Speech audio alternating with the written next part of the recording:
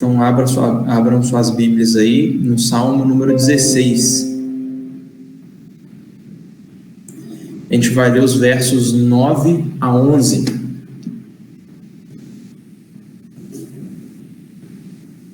Salmo 16, versos 9 a 11.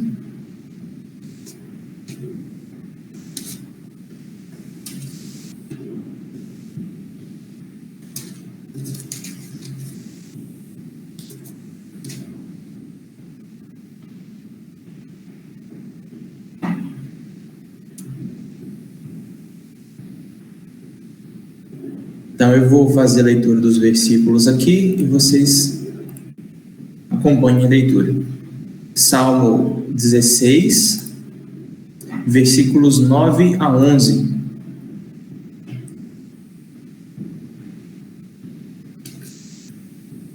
Salmo 16, 9 a 11.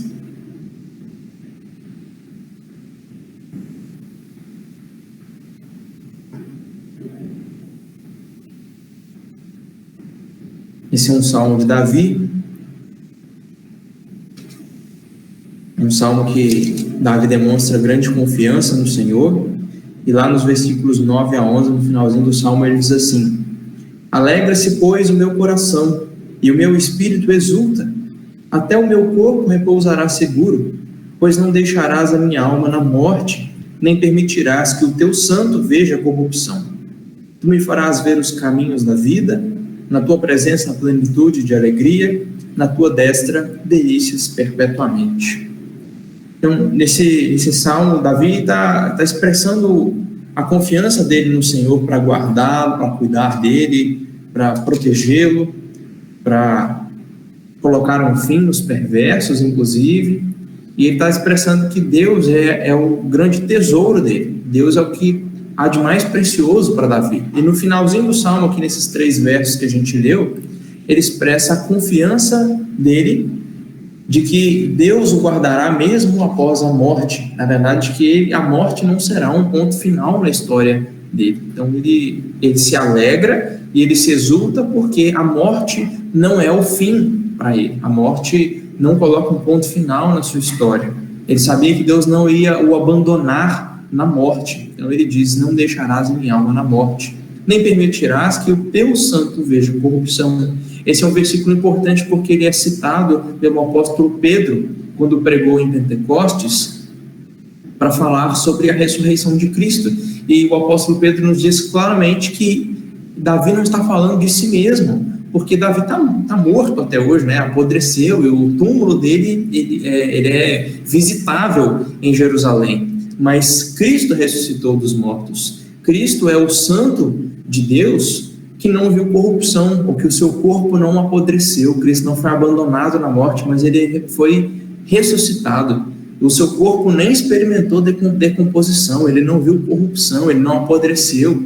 E a preservação que Deus teve do seu santo é motivo de louvor para nós, porque essa é a garantia que nós temos de que também vamos ressuscitar e também vamos vencer a morte. O poder de Deus sobre a morte é o que deve nos consolar no luto, é o que deve nos animar diante das dificuldades, é o que deve nos dar esperança, mesmo quando a gente tem motivos para desanimar na caminhada.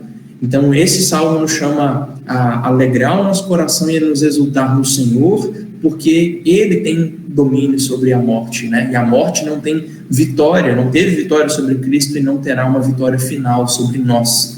Deus não nos abandonará nessa condição de morte. Então agora nós vamos orar, vamos cantar ao nosso Deus, agradecendo e louvando a Ele por isso.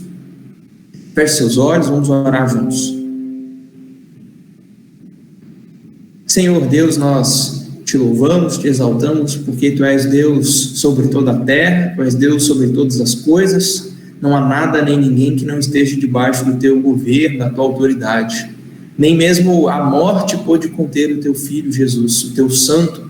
Nós te louvamos porque Teu Filho foi preservado da morte, não viu corrupção, não viu decomposição, Ele ressuscitou dos mortos e com isso nos garante a vida eterna para nós, os que cremos. Por isso nós nos reunimos, embora online, mas nos reunimos em nome do Senhor Jesus para cantarmos juntos louvores ao Senhor, para orarmos juntos, embora não de forma tão adequada quanto a tua palavra ordene. Mas recebe esse culto que nós prestamos individualmente, na nossa casa, e que teu nome seja engrandecido. Nós oramos em nome de Cristo. Amém. Vamos cantar essa música. Vem, essa é a hora da adoração.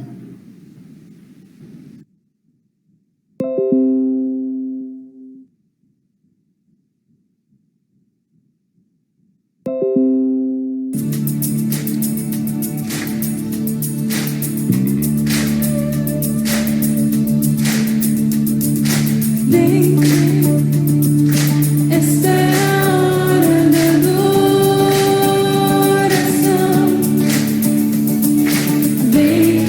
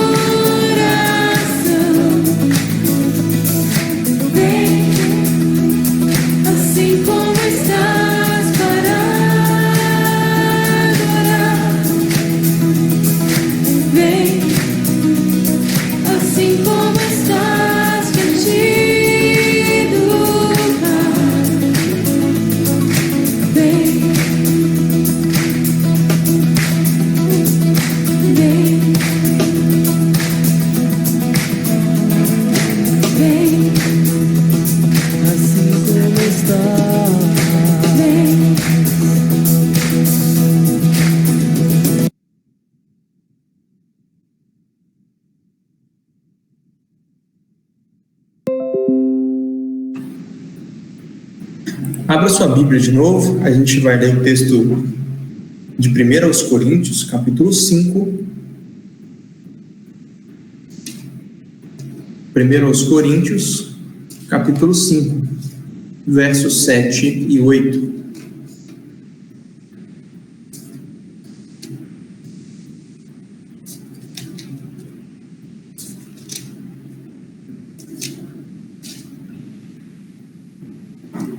Primeira carta de Paulo aos Coríntios, capítulo 5, versículos 7 e 8.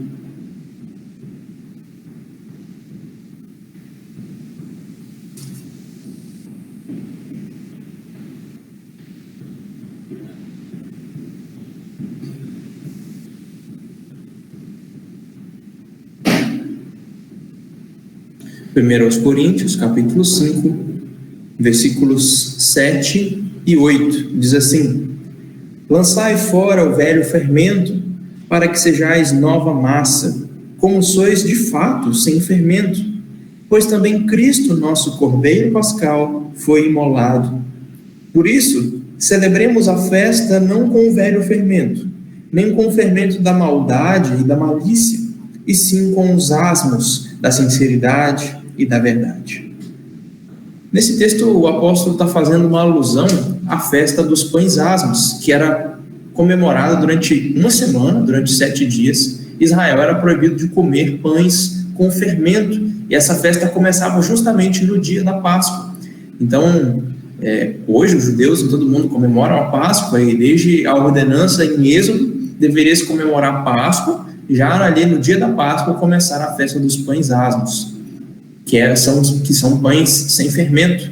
E em alguns lugares da Bíblia, o fermento é tratado como um sinônimo de impureza e de maldade. E Paulo está usando aqui essa figura de linguagem, fazendo essa comparação, e dizendo que nós devemos, então, celebrar essa festa não com o fermento da malícia e da maldade, mas com os pães asmos, né, no sentido sem fermento, com sinceridade e verdade. E Paulo não está aqui defendendo que a gente deve aguardar as festas judaicas, como a Páscoa e a festa dos pães asmos, mas ele está fazendo essa analogia para dizer que a nossa vida cristã, ela deve ser livre de maldade e de malícia. A gente deve lançar fora tudo aquilo que nos influencia a maldade, a malícia.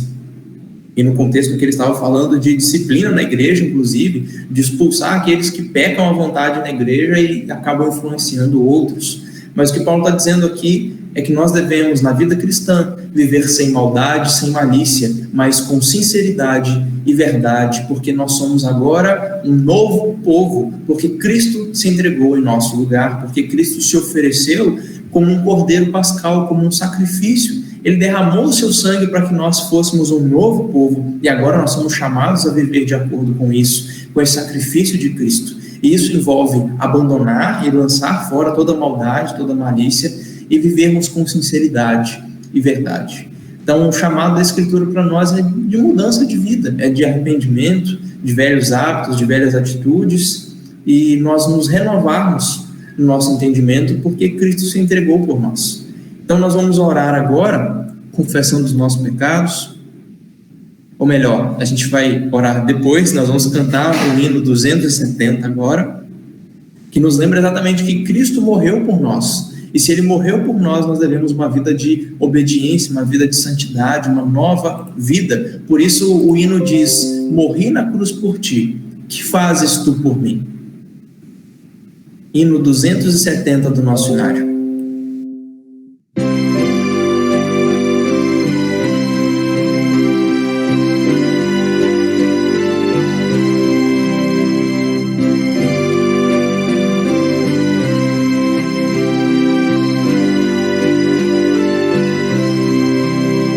Morri na cruz por ti.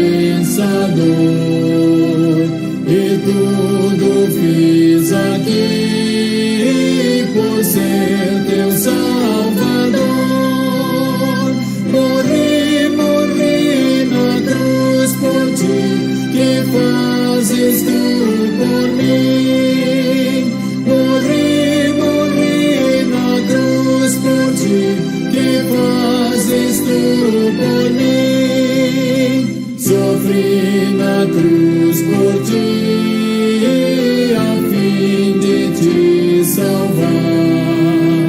A vida consegui, agora tá rodar. Morri na cruz por ti, que fazes tu por mim. Morri na cruz por ti, que fazes tu por mim.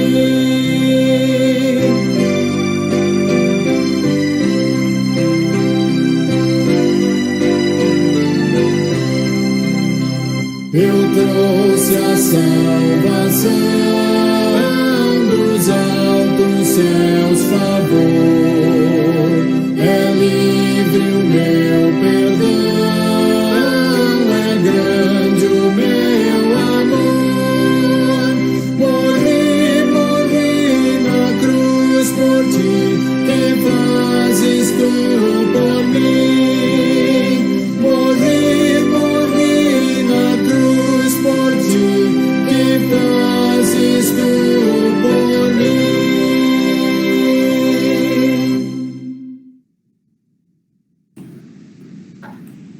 Vamos ler mais um texto bíblico, em 1 Coríntios ainda, mas dessa vez no capítulo 15. 1 aos Coríntios, capítulo 15. Eu vou ler dos versos 1 ao 6. 1 aos Coríntios, capítulo 15, verso 1 a 16.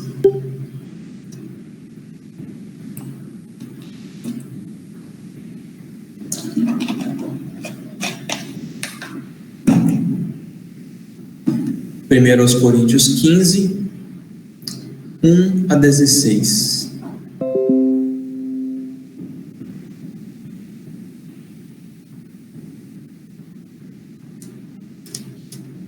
Diz assim: Irmãos, venho lembrar-vos o evangelho que vos anunciei, o qual recebestes e no qual ainda perseverais.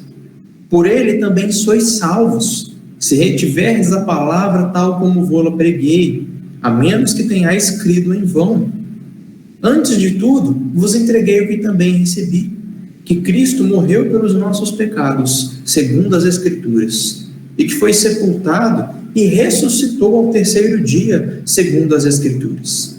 E apareceu a Cefas, e depois aos 12, depois foi visto por mais de 500 irmãos de uma só vez, dos quais a maioria sobrevive até hoje, porém alguns já dormem. Até aí. Então, se Paulo nos chama a ter uma vida nova, uma vida sem fermento nesse sentido, né? Sem maldade, sem malícia, mas uma vida de sinceridade, uma vida de verdade diante de Deus e diante dos irmãos. E nós falhamos miseravelmente isso, nós podemos reconhecer que fazemos pouco ou nada por Cristo que morreu por nós, mas ainda assim temos a garantia nesse evangelho da graça de que Cristo morreu para perdoar os nossos pecados. E que ele não permaneceu morto, mas que ele ressuscitou ao terceiro dia. E agora ele vive. E aqueles que já morreram, aqueles que dormem, e mesmo nós podemos ter a esperança de que um dia ressuscitaremos com ele. Nesse evangelho, nessa boa notícia de que Cristo morreu pelos nossos pecados e ressuscitou, nesse evangelho nós somos salvos, como Paulo diz no versículo 2. Por esse evangelho que eu anunciei, vocês são salvos se vocês permanecem nele, se vocês creem nele. Então, por meio de Cristo Jesus, nós temos o perdão dos nossos pecados. Embora a gente ainda falhe em viver em santidade, verdade e justiça, embora na nossa vida ainda haja falsidade, mentira e malícia, nós temos o perdão dos nossos pecados por meio de Cristo. Então, vamos orar a Deus agradecendo por esse perdão. Feche os seus olhos, vamos fazer essa oração de gratidão pelo sacrifício e pela ressurreição de Cristo que nos salva. Senhor Deus Todo-Poderoso, Deus Santo, Deus puro, em quem não há maldade ou pecado algum, nós reconhecemos diante da Tua palavra que a nossa vida não é marcada totalmente por sinceridade, por verdade. Muitas vezes nossa vida é marcada, os nossos dias são marcados por mentira, por falsidade, por maldade às vezes. Então, Pai, perdoa-nos os pecados, em nome de Cristo Jesus, e te agradecemos porque temos a confiança de que em Cristo nós temos nossos pecados perdoados, que por meio do seu sangue na cruz nós somos lavados de toda impureza, por meio da sua ressurreição, a nossa ressurreição, a nossa vida eterna é garantida. Obrigado pela salvação que nos é dada de graça, obrigado pelo nosso Salvador que padeceu, que morreu em nosso lugar para perdoar os nossos pecados e ressuscitou ao terceiro dia. Nesse dia, mais especialmente, nós queremos recordar com mais intensidade essa ressurreição de Cristo e queremos encher o nosso coração de esperança e de confiança por causa dessa ressurreição. Então, Pai, nós queremos te agradecer pelo perdão dos nossos pecados e agradecer pela vida eterna que já é nossa em Cristo Jesus e que nós aguardamos desfrutar dela. Em nome de Cristo, nós oramos agradecidos. Amém. Abra sua Bíblia aí mais uma vez no Evangelho de Lucas, capítulo 24. Nós vamos ler essa narrativa do domingo de manhã, o dia em que Jesus ressuscitou. Lucas, capítulo 24, versículos 1 até o 12. Lucas nos contando a história da ressurreição de Jesus, ou da manhã em que Jesus ressuscitou. Lucas, capítulo 24, versos 1 a 12.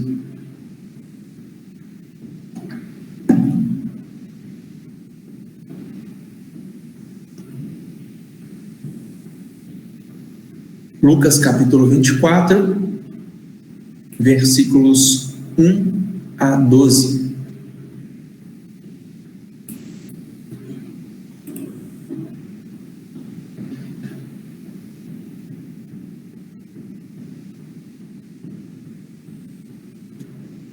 Eu vou ler o texto, vocês acompanhem.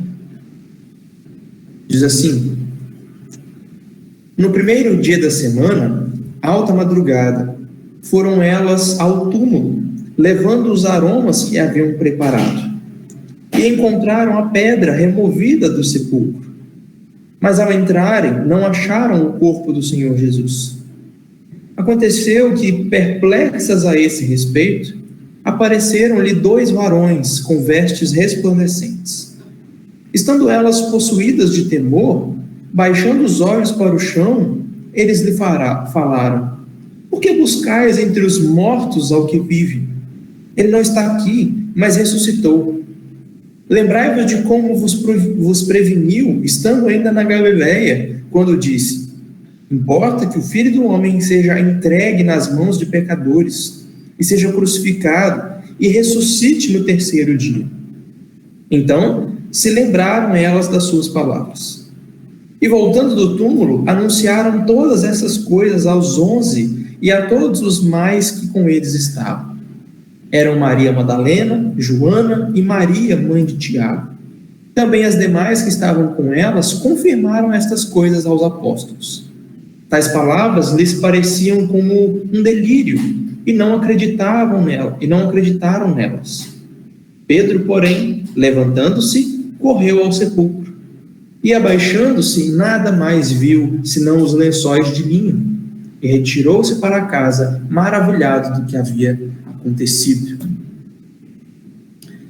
Então, Lucas escreveu o seu evangelho para um amigo chamado Teófilo. A introdução do livro do Evangelho de Lucas nos conta isso. Se você ler os primeiros versículos, diz assim: a mim me pareceu bem dar-te por escrito, ó excelentíssimo Teófilo, uma exposição em ordem dos fatos, para que você tenha plena certeza das verdades em que foi instruído. Então, Lucas queria dar ao seu amigo Teófilo certeza sobre os fatos relacionados à vida, ao ministério, à morte, à ressurreição de Jesus. Por isso, tudo no Evangelho de Lucas é sobre Cristo. Jesus é o personagem principal do Evangelho. Desde o início, as circunstâncias milagrosas em torno do nascimento de Cristo, a infância dele, o início do seu ministério, a sua pregação sobre o reino de Deus, os seus milagres, curas, exorcismos, tudo isso eram sinais da vinda do reino, e em tudo isso Cristo era o personagem principal, ele é o assunto de todo o Evangelho.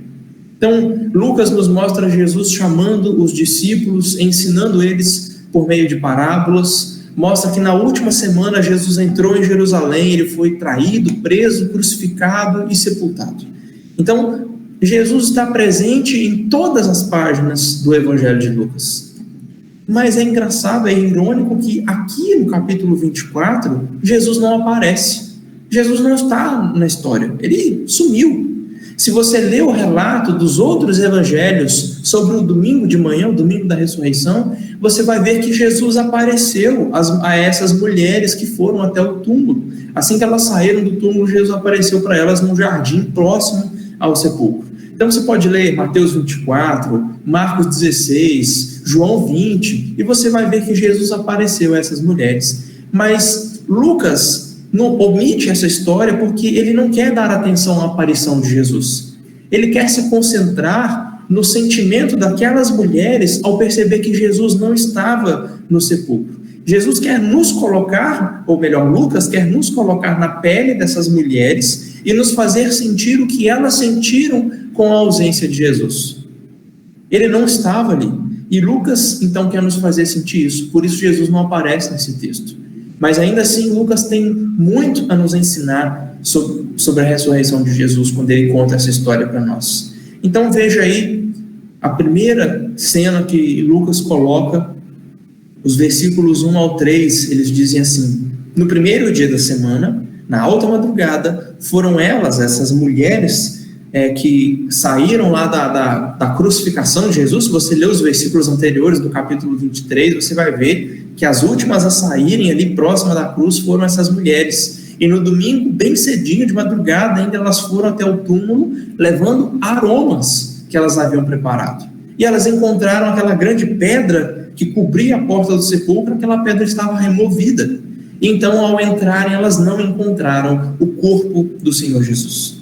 Então, essas mulheres, elas foram as últimas a saírem dos pés da cruz, na sexta-feira, e elas foram as primeiras a chegar no sepulcro, ou naquele túmulo, no domingo de manhã. Então, ao saírem da cruz na sexta-feira, elas foram para casa. Elas prepararam essas especiarias que eram necessárias para embalsamar Jesus. Eram essências, essas essências eram perfumes, eram óleos aromáticos que eles serviam para diminuir aquele mau cheiro que é causado pela decomposição de um corpo que está morto. Então elas passaram um dia de descanso em casa, que até aquele momento era o sábado, e elas voltaram para o sepulcro no domingo, bem cedinho, para terminar o sepultamento. Mas elas foram surpreendidas porque elas não encontraram o corpo de Jesus. E o versículo 4 diz que elas ficaram perplexas, apavoradas, estarrecidas. Esse era um sentimento generalizado nos discípulos por causa da morte de Cristo. Eles estavam perplexos, deprimidos, frustrados, estavam de luto, eles estavam sem esperança. Eles não entendiam o motivo de Jesus ter morrido. Eles estavam frustrados porque eles achavam que Jesus seria um rei de Israel, que ele livraria Israel politicamente do domínio de Roma, mas agora, como se não bastasse ele estar morto, o corpo dele some. E essas mulheres não faziam ideia do que estava acontecendo.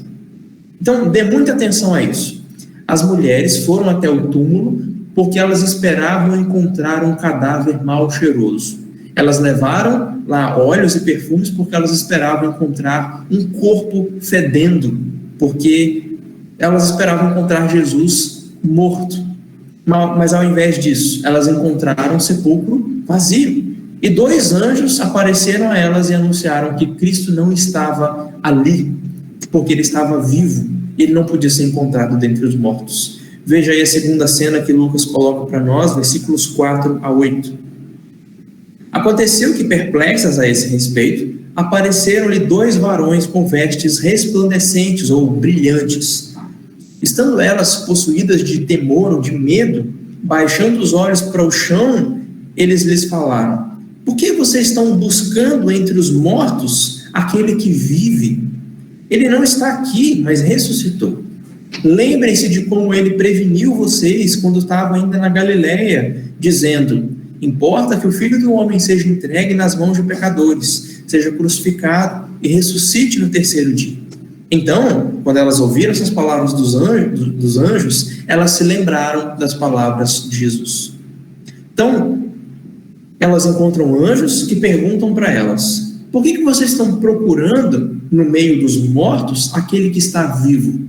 Essa foi uma maneira gentil dos anjos de dizer que aquelas mulheres estavam erradas ao supor que Jesus estava morto.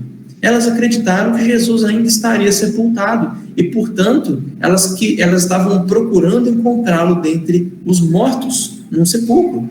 Essas palavras dos anjos nos ajudam a entender o motivo de Jesus estar ausente nessa história que Lucas conta para nós.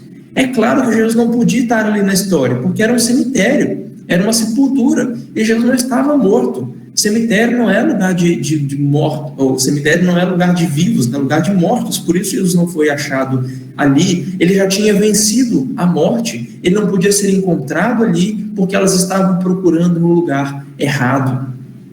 Deus, então, de forma gentil e misericordiosa, ele envia anjos para dizer para essas mulheres: Jesus está vivo. Ele sabia que essas mulheres estariam procurando no lugar errado, então Deus, de forma muito bondosa, envia mensageiros para dizer para elas, para contar a elas boas notícias do Evangelho. Jesus vive, ele ressuscitou. E Deus é gracioso porque quando a nossa ignorância e a nossa cegueira de fé nos fazem esquecer ou duvidar das promessas de Cristo, ele nos lembra elas de novo, e de novo, e de novo. Aquelas mulheres estavam ali ao terceiro dia para embalsamar o corpo de um homem que disse que estaria vivo. Lembra que Jesus anunciou: olha, eu vou ressuscitar no terceiro dia. E ali estavam elas no terceiro dia esperando encontrar Cristo morto. Elas estavam ali para aliviar o mau cheiro do apodrecimento de um corpo, sobre quem é dito no Salmo 16: não permitirá que o teu santo veja corrupção. Ou seja, Deus não ia permitir que o Cristo dele, que o santo dele, apodrecesse na morte. Aquelas mulheres estavam ali porque faltava a elas entendimento e, na verdade, até fé nas palavras de Jesus. Então Deus vem de forma muito gentil e graciosa a essas mulheres por meio dos anjos e diz: minhas filhas, se lembrem das palavras de Jesus. Lembra-se que ele diz para vocês que ele morreria e que ele ressuscitaria. Quando a gente lê o Evangelho de Lucas, Jesus avisa isso e previne isso várias vezes. No capítulo 9, versículo 22, Jesus diz: o Filho do Homem deve sofrer muitas coisas, ser rejeitado pelos anciãos e pelos principais sacerdotes e escribas, ser morto e no terceiro dia ser ressuscitado. Jesus repete isso no versículo 44 do capítulo 9. Ele diz isso no capítulo 18, versículos 32 e 33. Ele diz isso de novo no capítulo 17, versículo 25. Então, Jesus várias vezes já tinha alertado: olha, eu vou ser morto, mas eu vou ressuscitar no terceiro dia. E lá estavam essas mulheres procurando Jesus dentre os mortos. Então Jesus não aparece nessa passagem porque elas estavam procurando ele no lugar errado. Não iam encontrar. Embora Jesus não apareça aqui nessa história, a palavra dele está aqui e elas se lembram da palavra dele. E elas então creem: é verdade. Jesus disse que ressuscitaria. Ele não está aqui, então ele ressuscitou. É assim também que eu e você somos chamados a crer nas promessas do Evangelho. Jesus morreu e ressuscitou. A gente não viu isso com os nossos próprios olhos, mas nós somos chamados a crer nessa palavra, a acreditar mesmo sem nossos olhos verem o corpo ressurreto de Jesus, assim como as mulheres não viram ele no túmulo vazio. A gente ouve a pregação da palavra, a gente ouve o Evangelho. Isso deveria ser suficiente para nós, deveria ter sido suficiente para aquelas mulheres também. Jesus disse que seria crucificado para morrer pelos nossos pecados, que ele ressuscitaria para nos dar a vida eterna. Se a gente crê nisso, Deus perdoa os nossos pecados. E Deus certamente, no último dia, quando Cristo voltar, ele vai ressuscitar o nosso corpo da sepultura também e vai nos dar alegria eterna na presença dele. Como Davi já anunciou lá no Salmo 16, tu me farás ver os caminhos da vida. Na tua presença há plenitude e alegria, na tua destra delícias perpetuamente. Nós somos chamados a crer nessas promessas também, mesmo que os nossos olhos não consigam ver a concretização dessas promessas. Nós somos chamados a afirmar o nosso coração nessa palavra, mesmo que ela pareça distante ainda, mesmo que pareça uma promessa que vai demorar a ser cumprida. Aquelas mulheres deveriam crer pela fé, e nós também somos chamados a crer, mesmo que os nossos olhos não vejam. Agora, olhe para sua Bíblia aí, os versículos finais dessa história, versículos 9 a 12. Lucas nos conta como os discípulos reagiram à notícia da ressurreição de Cristo, versículo 9 até o 12. E voltando do túmulo, anunciaram todas estas coisas aos 11, falando aqui dos 11 apóstolos, e todos os demais discípulos que estavam com eles. Quem que eram essas mulheres que foram até o túmulo? Maria Madalena, Joana e Maria, mãe de Tiago, e também outras mulheres que não são citadas aqui pelos nomes, mas elas estavam acompanhando essas três nominadas, e elas confirmaram e testemunharam o que elas presenciaram aos apóstolos. Mas o que essas mulheres contaram, essas palavras, aos apóstolos pareceram um delírio, e os apóstolos e discípulos não acreditaram nessas mulheres. Porém, Pedro, diferente dos outros, ele se levantou e correu para o sepulcro. Então ele se abaixou e não viu nada, senão lençóis de linho, e ele se retirou para casa maravilhado do que havia acontecido. Então, a notícia sobre Jesus estar vivo era a melhor notícia possível para aquelas mulheres que estavam de luto. Era uma notícia boa demais para elas guardarem para si mesmas. Então elas correm para contar tudo para os 11 apóstolos e demais discípulos. Essa é a maneira com a qual essas mulheres reagiram à ressurreição de Cristo. Elas se lembraram das palavras de Jesus, elas creram nessa palavra e depois contaram às pessoas sobre isso. Esse é um padrão que tem aparecido no Evangelho de Lucas desde o primeiro capítulo. É um anjo anunciando uma promessa, o Evangelho. As pessoas creem na promessa do anjo pela fé e elas saem para anunciar. Esse é um padrão que tem se repetido desde o capítulo 1, e Lucas está terminando o Evangelho no capítulo 24, e esse padrão ainda está aqui. Lucas está mostrando para nós que esse é um padrão da vida cristã: ouvir as promessas de Deus, crer nelas e anunciar, e evangelizar, e divulgar essas boas notícias. É isso que essas mulheres fizeram. É o que nós também fomos chamados a fazer, é o que Lucas conta no seu volume 2, em Atos, mostrando a igreja fazendo isso o tempo todo. Mas os apóstolos, quando receberam essa notícia das mulheres que foram ao túmulo, eles não acreditaram em uma palavra sequer sobre o que elas contaram. Eles foram incrédulos. E Lucas nos diz aqui que o que as mulheres contaram para eles pareciam um delírio. Eles pensaram que as mulheres estavam loucas, doidas, que elas tinham dado lugar à sua imaginação, à sua emoção, ao invés da razão. Elas estavam dominadas por algum tipo de histeria coletiva, elas estavam tendo alucinações em grupo. Eles simplesmente não acreditavam que Jesus tinha ressuscitado dentre os mortos, mesmo que o mestre já tivesse alertado eles várias vezes sobre isso. Mas Pedro agiu diferente. Pedro foi verificar os fatos. Em vez de Pedro simplesmente dizer: essas mulheres estão doidas, vocês estão loucas, Pedro levantou, correu até o túmulo, ele foi verificar por si mesmo. Isso também é uma certa forma de incredulidade, porque Pedro precisou ir lá conferir os fatos em vez de acreditar na palavra das mulheres. Mas ele deu pelo menos o benefício da dúvida para elas. Então ele se levantou e foi correndo. Assim era Pedro, era um homem de ação, um homem impulsivo. E ele provavelmente foi correndo e se perguntando: será que o mestre ressuscitou mesmo dos mortos? Será que vai haver perdão para mim, que neguei o Cristo de Deus? Lembra-se, Pedro tinha negado Jesus 3 vezes. E Lucas nos diz que ele trocou olhares com Jesus na hora da condenação, e Pedro se sentiu profundamente amargurado, ele saiu para chorar como uma criança. Então agora era um homem que estava muito preocupado para saber se haveria perdão para ele. Então ele foi correndo até o túmulo, provavelmente se perguntando essas coisas em seu coração. E ao chegar no túmulo ele ficou maravilhado, diz Lucas. Isso não diz para nós se ele acreditou ou não na ressurreição, nem se ele compreendeu o que estava acontecendo. Mas o Evangelho de João também nos fala que Pedro viu panos de linho.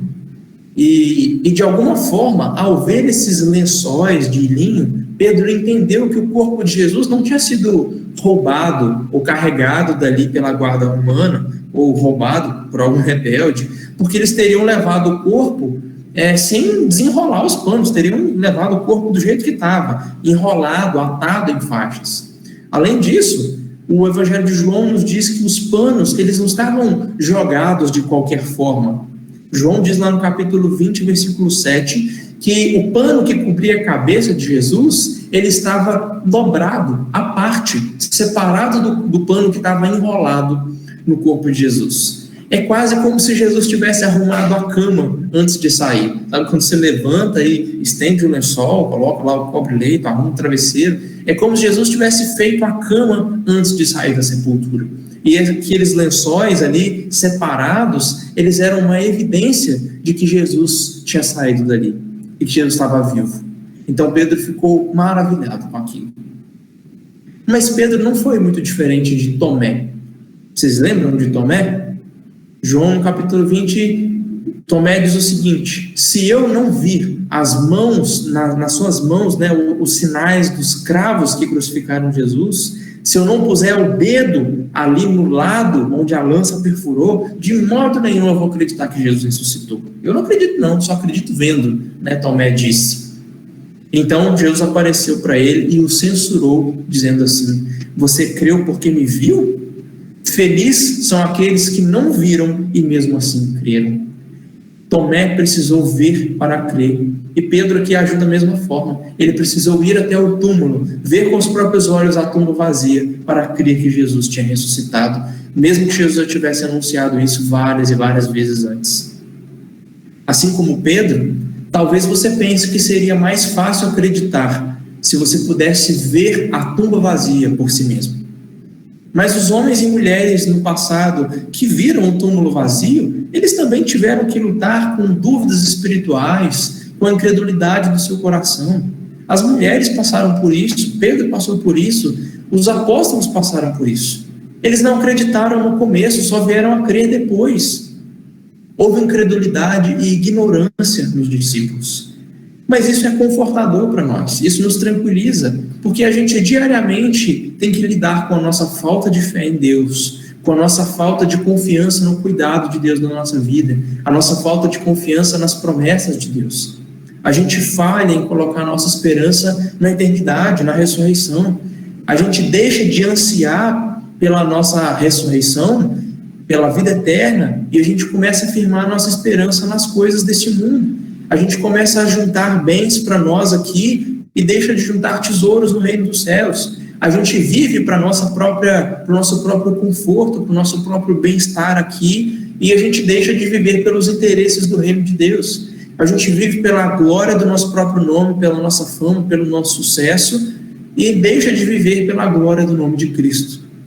A nossa fé se mostra pequena, se mostra falha, mas mesmo assim, Deus é paciente conosco, Ele é misericordioso. Mesmo assim, existe salvação para nós, de graça. Existe vida eterna que foi dada para nós. O nosso Senhor Jesus morreu para perdoar os nossos pecados. Ele ressuscitou para nos justificar, para que a gente não permaneça nos nossos pecados.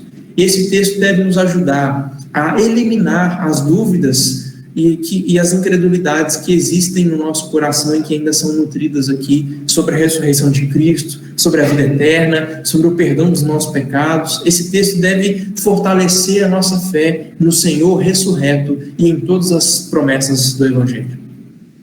De acordo com a palavra do Evangelho, Jesus não está entre os mortos, ele está entre os vivos. Por isso as mulheres não encontraram ele entre o sepulcro, né? Não encontraram ele no cemitério. Por isso é que Pedro e os outros discípulos não acharam ele, porque ele não estava no lugar de mortos, eles procuraram o lugar errado. Jesus vive, ele ressuscitou, ele morreu sim, ele foi crucificado, mas foi para o perdão dos nossos pecados, e o seu sacrifício foi muito bem aceito por Deus. Só que agora ele ressuscitou da sepultura. A morte já não é realidade para Cristo, e logo já não vai ser mais realidade para nós. Pela fé, nós temos o dom gratuito da vida eterna, e logo a gente vai tomar posse e vai desfrutar e experimentar desse dom. E a gente pode aguardar o retorno do nosso Senhor Jesus Cristo, que há de vir, e Ele vai nos dar um corpo ressuscitado, um corpo cheio de glória como o dele, um corpo brilhante e glorioso como o dele. Então, a Bíblia diz que nós estaremos com Ele para todo o sempre. Eu quero que a gente se lembre dessas coisas e celebre essa ressurreição de Cristo cantando o hino 272. Então abra aí o seu inário no hino 272. A gente vai cantar esse hino que diz que Cristo já ressuscitou, aleluia. Sobre a morte triunfou, aleluia. Tudo consumado está, salvação de graça dá, aleluia. Hino 272.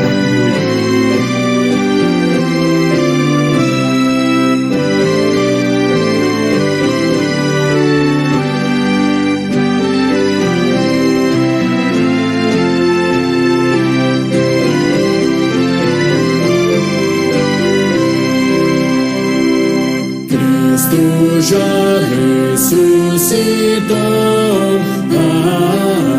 aleluia, sobre a morte triunfou,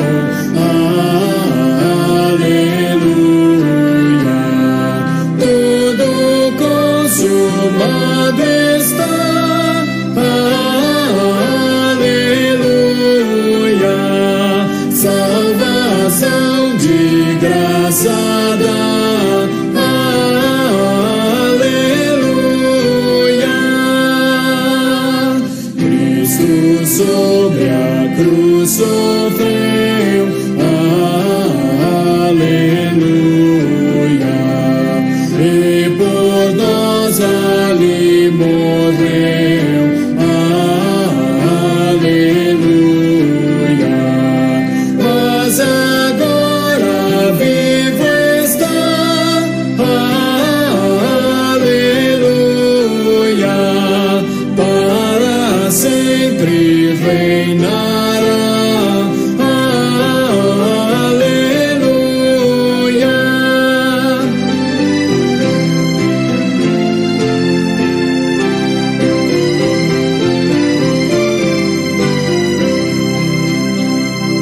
Gratos hinos hoje erguei, aleluia, a Jesus o grande Rei, aleluia, ressurgiu e vencedor, aleluia, toda a glória ao Redentor, aleluia.